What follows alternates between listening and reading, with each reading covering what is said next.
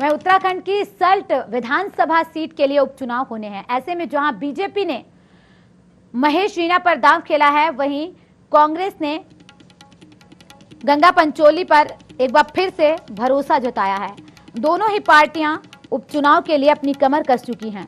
दूसरी तरफ कांग्रेस प्रदेश प्रवक्ता गरिमा दसोनी ने कहा, बीजेपी और कांग्रेस के प्रत्याशियों में कोई तुलना ही नहीं है। बीजेपी सहानुभूति के दम पर जीत हासिल करना चाहती है, जबकि कांग्रेस लगातार लोगों के मुद्दों को उठाती रही है। वहीं बीजेपी ने कहा, पूरी तैयारी हो चुकी है, कार्यकर्ता लगातार काम कर जनता से संपर्क बनाए हुए हैं।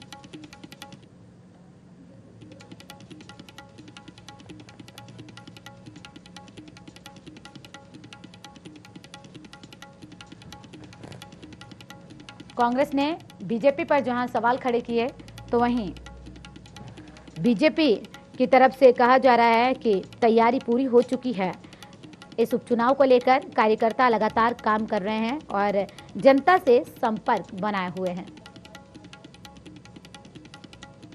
देखिए, भाजपा और कांग्रेस के प्रत्याशी में आपस में कोई तुलना है ही नहीं। भाजपा का चाल चरित्र इससे बेनकाब हो गया कि जब क्षेत्र के विकास की बात आती है तो आप सहानुभूति कार्ड खेलते हैं। इससे पहले भी आपने देखा थराली और पिथौरागढ़ में कि किस तरह से स्वर्गीय विधायकों की धर्मपत्नियों को आपने लड़ाया, और इस बार तो आपने सारे अपने कार्यकर्ताओं का गला घोटते हुए उनके समर्पण, उनकी जो प्रतिबद्धता थी पार्टी के लिए, उसको दरकिनार करते हुए आपने महेश जीना, जो कि स्वर्गीय जीना जी के भाई हैं, उनको टिकट दे दिया। यानी कि विकास का जो मॉडल की बात आप लोग करते हैं वो गौड़ हो गया। भारतीय जनता पार्टी की पूरे उत्तराखंड में पूरी चुनाव की तैयारियां हैं।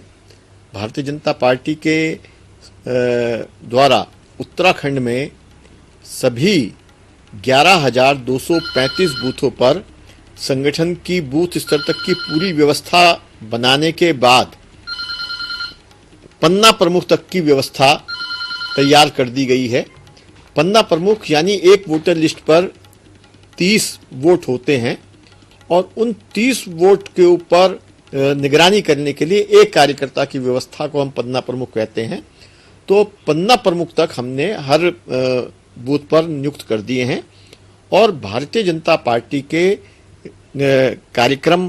कार्यकर्ता लगातार काम कर रहे हैं और उसके आधार पर हम जनता से लगातार संवाद बनाए हुए हैं।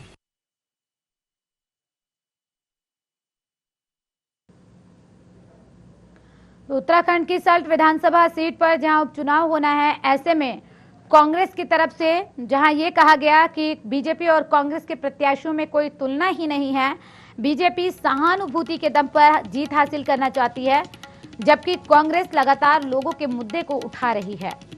वहीं बीजेपी प्रदेश प्रवक्ता विनय गोयल का कहना है कि पूरी तैयारी हो चुकी है, कार्यकर्ता लगातार काम कर रहे हैं और जनता से संपर्क बनाए हुए हैं। एक तरफ प्रदेश प्रवक्ता कांग्रेस की गरिमा दसोनी ने कहा कि बीजेपी और कांग्रेस के प्रत्याशियों में कोई तुलना ही नहीं है, वहीं दूसरी तरफ बीजेपी प्रदेश प्रवक्ता विनय गोयल का कहना है कि तैयारी पूरी हो चुकी है, तमाम कार्यकर्ता लगे हुए हैं, काम कर रहे हैं, जनता से संपर्क बनाए हुए हैं।